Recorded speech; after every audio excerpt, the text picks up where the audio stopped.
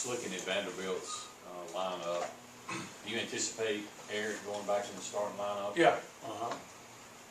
You know, the last game, it was a very difficult game for our foremen, which are Eric and Richie primarily, to match up with the guard. I mean, like when you're talking about, you know, Hudson's a kid that, you know, plays the 3 and the 2 for him in, you know, years past, and just a very difficult matchup. And I wanted to get up a good start defensively in that game because that's something that we really have been focused on in terms of being better defensively. And I thought it really helped him. And then when they subbed for him, then they were bringing in more foreman type guys in Stone and in Johnson. And Johnson played great. Johnson hit 3 threes in that game and really gave him a lift and started the second half instead of Hudson.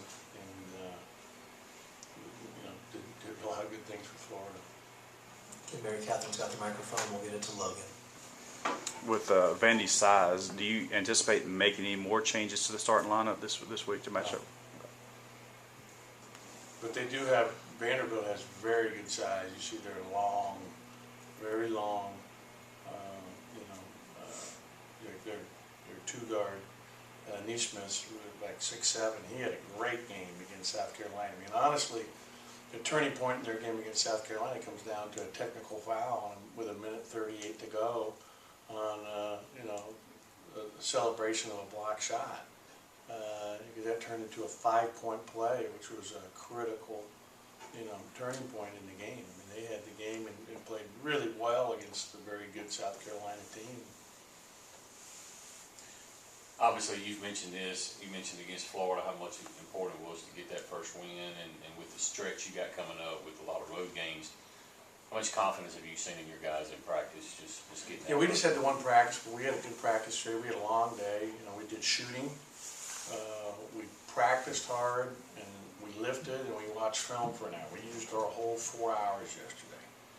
And I thought the film session was really good because there were some things we were getting hurt on that we'll continue to see in terms of some things defensively that we isolated to try to really focus in on, and I think we made a positive step in that direction yesterday by focusing on it. And so the film session I thought was helpful as well, and that's an hour of going back and forth and looking at each play and trying to point out details, the little details that are between being good and being great, and really to be in this league, you better be playing great at a high level to have a chance night in and night out against everybody. Vandy, of course, 0-4 in the conference and things, but is it one of those situations where that record doesn't really indicate the team that they are? They've been up in every single game they've been in, and they've had leads in all those games. They've been incredibly tight. They had Kentucky down 16-4 to start that game. They had Kentucky down in the second half at Rupp Arena. The Ole Miss game in their game was a really tight game until late in the game. And look at this last game. They really had a great. They got to be saying we should have won that game. Their last home game against South Carolina. And like a lot of teams, they're really good at home and shoot the ball better at home. Just they have a great home court advantage and. So we know we're going to have to play very well tomorrow, and they've got a very talented group. Neesmith had a career high in their last game, and Shaitu, the big kid, is really a tough matchup because he's a guy that's second on the team in assists, handles the ball really well, makes plays for others. He's getting 14 to 9 a game as a true freshman, and his long block shots. I mean, he's a tough matchup. And really, a guy is an incredible athlete for being as long as he is in terms of his ability to move and drive and create shots for others as well as himself. I mean, they shoot it well. Ryan hit 2 big threes late in that game, and he's taken over 6 threes attempted per game. He's a very good transfer from Notre Dame and can really shoot the ball. Toy has always played some good games against us. I think he had 18 there last year.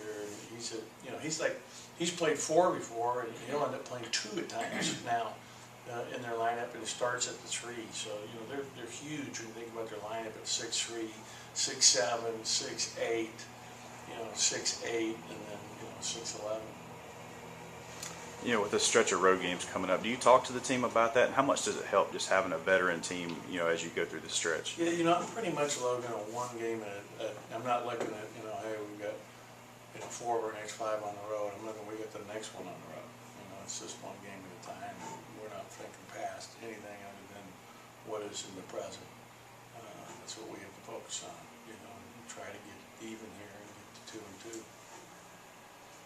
Obviously, looking ahead in the future, how has Prince done in practice so far? And how has Prince done in practice? Good question. Prince, this time of year it's hard. He doesn't get a lot of run in practice because he's not playing any games, and we're doing a lot of 5-on-5 stuff. At this point of the year, there's not, earlier in the season when we're playing 4-on-4. But what he's done an incredible job with his body. He came in here and I thought he was heavy, and he shed like 23 pounds. He's like a solid block of muscle. And Coach Williams commented to me last week watching him about a week ago, and also Andrew Junkin. Wow, those guys are good. I haven't really seen them that much because we don't use them. We were using them to play a zone, and so they got a chance to play some 5-on-5 and be out there and pressing back to zone. And he was like, "Wow, those guys are going to be good. I'm really excited about these guys." So he obviously knows the game, so you can ask him a little bit about him if you want some more info. But I like Prince in that he's got a great motor. Really wants it, lives in the gym, he wants to be in there shooting all the time and working on his game. And he's a really good kid, and he went home and had to get his passport changed because he's from Canada at Christmas time. And he went home, he actually came back 3 pounds lighter, which was really exciting. A lot of kids will go home and they're going to put on 7, 8 pounds, eat mom's home cooked meals, and he did just the opposite. He was working out and really stayed focused and did exactly what Coach Crane, our strength coach, asked him to do. He played in the 4. Yeah, he's a 4-man, and he can even play some 5 offensively. He's 7'1" across, 6'7", 248 pounds. He runs well. He's pretty fast, and he's got a big body. He's one of those bodies. So he came in almost at 270. 271, I believe. Big boy. Wow. Just kind of looking back a little bit, but it's more of a general, just I guess your thoughts on it, situation. The end of the game against Florida, 3-point game, didn't foul. You let them go down and take the shot. We told them to foul. They called the timeout, and we were supposed to foul. Okay, I guess that was my question. Is that in those situations, are you generally one that would look to foul in that situation? In that situation, 3.6 seconds to go. They brought it up. He got to the midcourt line. Fortunately for us, we didn't foul him on the shot because we were supposed to foul him right about half court and didn't. And sometimes, like last year, we told Q to do it against South Carolina at home, and he thought he did it, and he didn't, and he hit a 3 to tie the game at the buzzer. Gravett did. But in this situation, it was Nick, and he didn't foul him, but so he stayed right with him. And when he released the ball, the shot would not have counted. It was released after the red light went off, so that was good. Anything else for Coach before we let him go? All right, thank you.